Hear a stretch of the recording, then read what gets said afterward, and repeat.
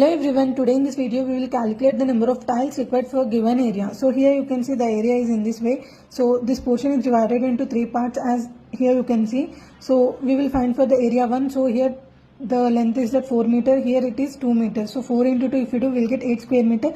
In the same way for second portion. So here it is 4 meters and here it is was 4 and deducted 1.5 which is 2.5. So 4 into 2.5 if you do we'll get 10 square meter. In the same way we'll do for third portion which is 4 meter and 2. So 4 into 2 if we do we'll get 8 square meter which is of total square meter of area is 26 square meter. So the tile adopted here is of 300 mm by 450 mm. So to find the area of one tile 0.3 meter by 0.45 if we do we'll get 0.135 square meter.